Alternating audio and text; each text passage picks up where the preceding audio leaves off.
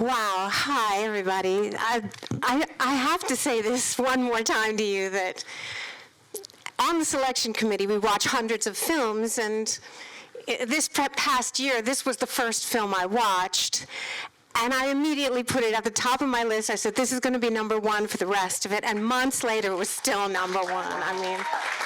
Thank you. And it may be personal, because I connect to so much of what you do. First of all, Stewart, you didn't waste 1 second in this film. I apologize to the interpreter because I'm going to be talking fast because I don't want to be the person who does all the talking.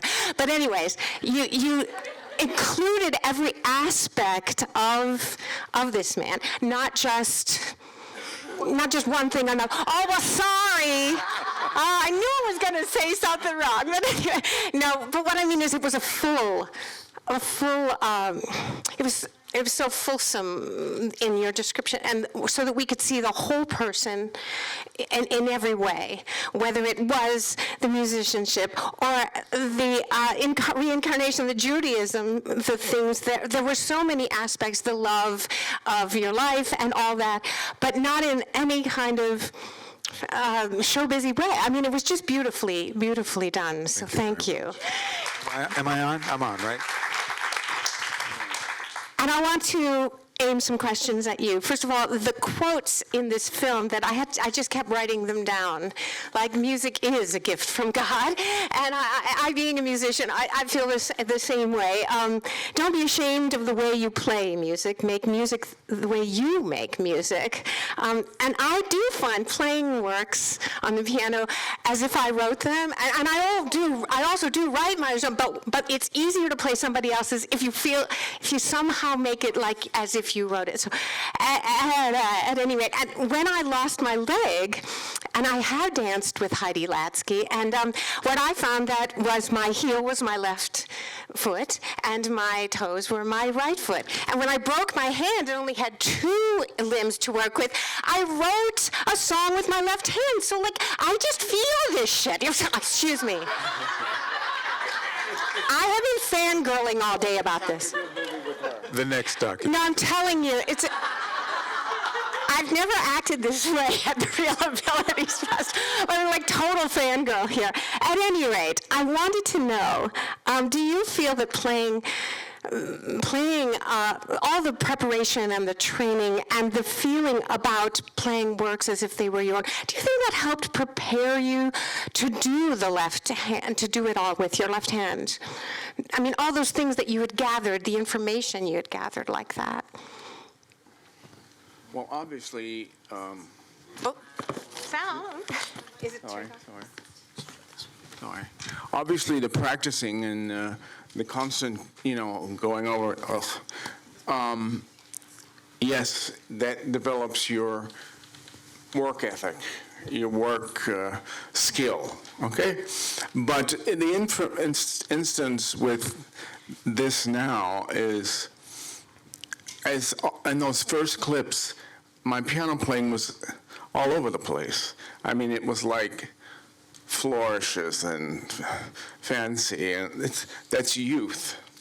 That's youth. It's like, look at me, And when you go to Juilliard, they always said, people said, I can play this faster and louder than you.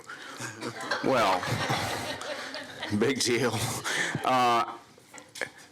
With the advent of the stroke, I can't do that. And what it does is it brings out a more intimate, simple, straightforward essence, finding the essence of what the music is. And that is the major gift. And I'll tell you something. It's easier playing all of that fast crap than being so exposed with playing melody, just melody, and building harmony, making a color of the piano. But that's what I love doing now. So Yeah, it's no longer just momentum. It's no It's this what you bring to it now. It's deeper. Yeah. And I think that fits. Well, first of all, Brubeck, Strauss Waltz, Take 5, Bach. Forget it. My mind was blown. I can watch it a million times and still love well, that. I remember that moment when I started, and I went, "Oh my God, what the hell?" You know. 1, 2, 3, 4. Yeah. So I have to ask you, has anyone asked you, have you done anything like that where you ask the audience, like, have you tried anything like that? I'm not saying you're going to have to. That's not the pressure. I just wanted to ask you. Otherwise, I if you don't get have- out of here. Yeah, sure. It's pretty cool. Yeah, but that was my shtick. You know, that's why people booked me, and because I didn't play Chopin and Beethoven and Bach and Mach. I did my thing. The last thing, and then we'll turn it over because I could go on forever. The thing that the psychic said, we may die, but the desire of a soul to continue on its path does not. That's my life too. I understand that so well. I'm so glad. I'm sorry, I haven't even let you talk, Stewart. But, You don't have to. But I'm just complimenting you because you brought that out in a way that it was really understandable.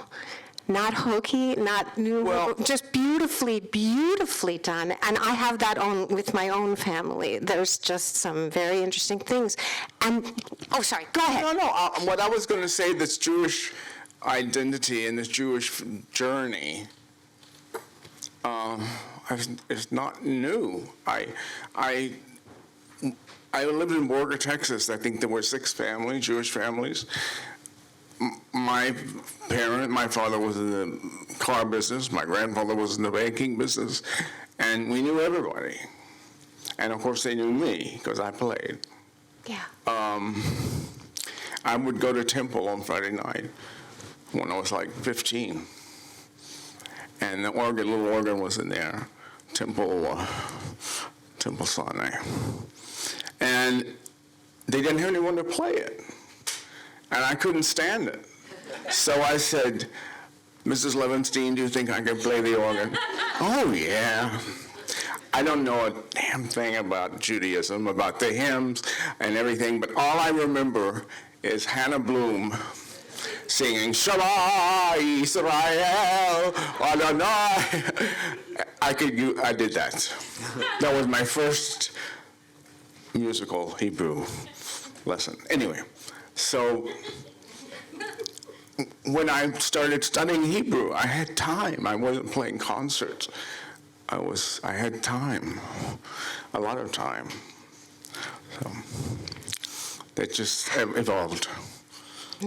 I think we bring with us so much into our lives, this particular life from somewhere else. And I really love that was covered in this as just part of your life. And it's very unexpected. I mean, when we were talking about what John might want to expose about himself in the show, and I think he's actually been very generous to be, rather naked about so much of his life, which I think people really appreciate because it allows them to feel more comfortable with him and then themselves. We did have these very deep spiritual conversations, and John is a very spiritual man, and one of the ways he felt like expressing it was Judaism, and he told me that story, and he thought, "Do you think it's too, unique to put in there?" And I was like, "No, I think that's great. I think people will really resonate with that." And thank you for commenting. I'm so glad. I should give you guys a chance. We'll take about 3 questions, and then we want to maybe hear from John over here. We don't have a piano for nothing. Oh. Were there any questions that anybody had? Oh, I see one over here. Yes, ma'am. We have a microphone coming to you.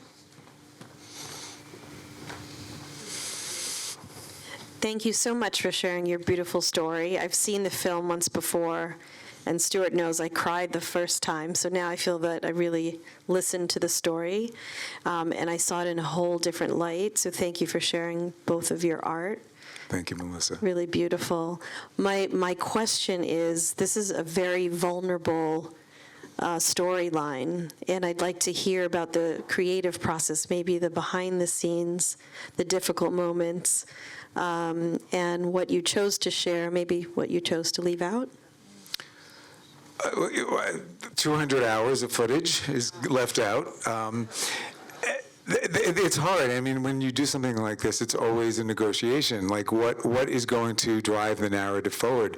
A lot of what got left out is a lot of incredible pianism, some music that really was mind-blowing. I mean, just what people see in the documentary is just a taste of what John could do. For example, the Take 5 in the style of Bach goes on for, I think, about 5.5 minutes. And it's mind-blowing. And you just think, I can't not show the whole thing. And he does those two little excerpts early on in the film of America from West Side Story and the Broadway variation. I think that was 7 or 10 minutes long. And each moment was more and more brilliant.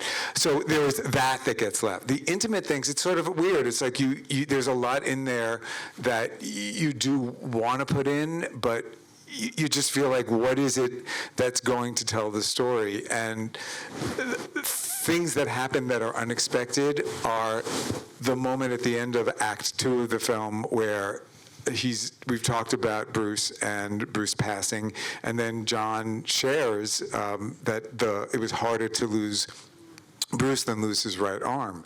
And that was a moment that was unexpected. We were actually doing something else. I forget who I was interviewing, who was talking about Bruce, and John was in the kitchen and just lost it. And so the crew just sort of very gingerly took the camera and just went in, and they just let him share this very intimate moment. And I just think it's such an honest and powerful moment. It's hard to know, Melissa, to say what we left out, but there's plenty that isn't there. There's plenty of brilliance of playing. There's plenty of things that people said about him that were fascinating. I will give you one thing that was left out because it wasn't said, but John has been on me about it for a while now. In the first part of the Juilliard section, when Madeline Renee, the opera singer, talks about John making up a fugue for her. Yeah. And what John is, I didn't know it at the time because she didn't say it in the interview. So she says, John, can you do this incredible fugue? And he does. Can you write it down? Sure. And this was going to be taken into the class the next day. What she doesn't say is the teacher said, great, now play it. And she couldn't.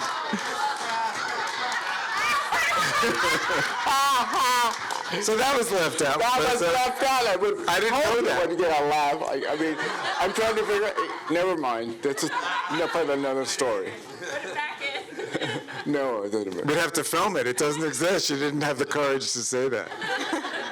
I think we have Anybody else? A question over here. Hello, John. Hi. Hi, Stewart. Hi, Anita. Hi. Hi, everybody. I'm Lynn. Hi, Risa. I would love to know now what you're doing for self-care, how you're maintaining yourself and your music, your mind, your chair, everything. How are you taking care of yourself so that we can love you and your music for a long, long, long time to come? Yeah. I'm doing the best I can. I mean, I still have physical therapy twice a week. She comes to the house. I practice a hell of a lot more than I did after I had the stroke. Because he's a taskmaster. But I love it. When I love it, and how I take it. I go to the doctor regularly. I mean, I just, try to do the best I can. I drink a little. Shh. Shut up. Shut up. Anyway, but not too much. And anyway, I do the best I can. I eat. Well, I can't say that. I eat everything. Huh? No judgment? Oh, well, good. Are you Jewish? Self-care. Huh? Self-care, too. Yeah, I'm nurturing something, probably something sick in my psyche. So, anyway, I'm trying the best I can to take care of myself. I've got a lot of people riding on myself. We have another question up here. One more. It is an absolute honor to meet you. You're gifted beyond generations, centuries. You're just an incredible gift to humanity, and we applaud you, and we're so proud to be a witness to seeing you here. And thank you to the director and producer for making you eternally known so that now we can show you to our children. It will be a joy and an honor to show. We have small children, 9 and 6, but I think this movie is so inspirational, and who you are is so inspirational. I also feel that you're a very old soul, very, very deep spiritual being, incredible. And what I wanted to ask you is, we have kids who are taking piano lessons, and it's such a struggle to make them practice. And I noted your comment about bringing classical music to modern times. What is it that you recommend? How do you continue the passion for the young musicians and aspiring musicians? Thank you. With being the artistic director for that piano competition, what I used to drive me crazy was when I was doing my career and I was playing all the time, and I didn't think about competitions or being an artistic director. I was going to the next place, and I didn't know the temperature, the mentality of young people that well, and what they're doing, and their desire to play the piano, and they don't take time to feel. They don't. There's not a. It's like rushing through everything. It's like they're going to the subway to get everything's instant on your Facebook and on the and on. And to get a young kid who's playing brilliantly, playing a Liszt Hungarian Rhapsody, maybe 10 or 12 years old, to slow down, it's hard. It was hard for me, and I didn't do it a lot.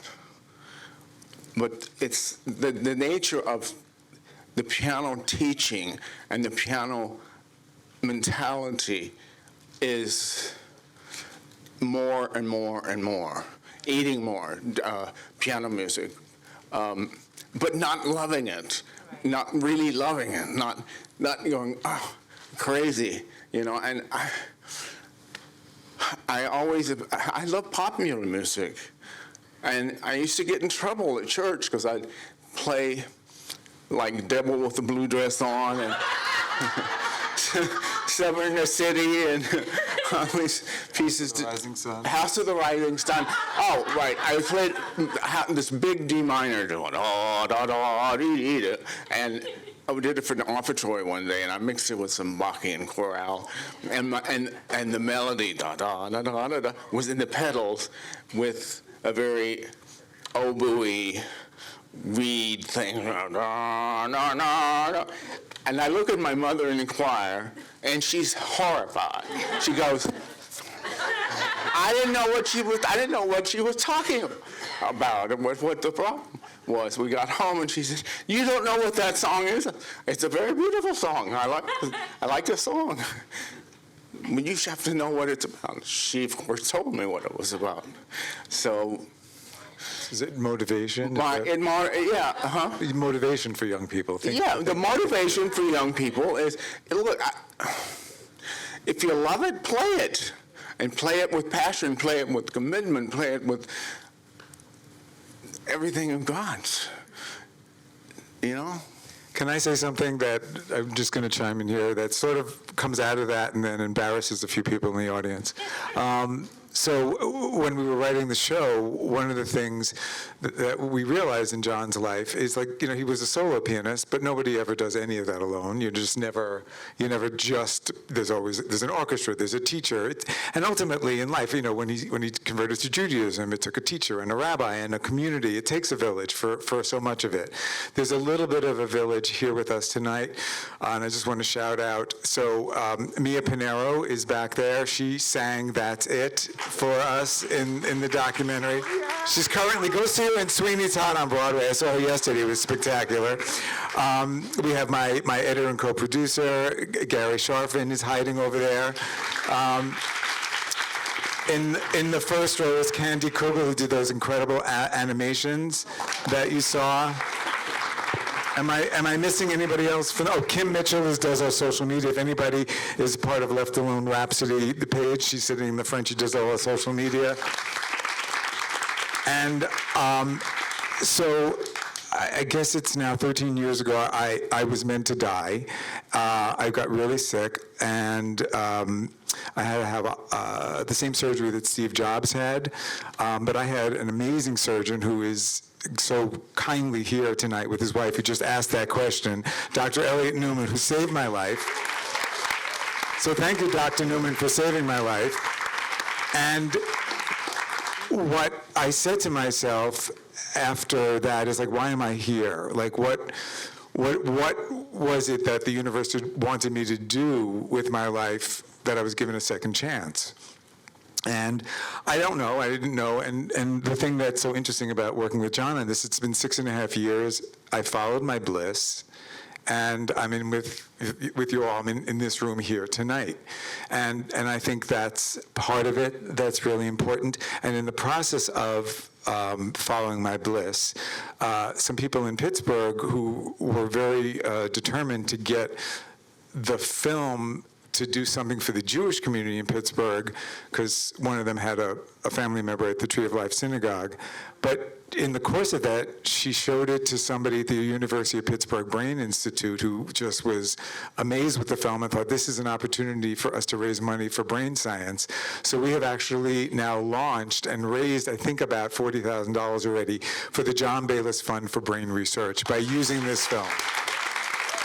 So one never knows when we're part of a village, what we do for somebody else and for the other people that nobody knows. So thank you all that participated, and thank you all for being here. Thank you for inviting us and liking the film so much. And it's been such a joy to be in your midst, really.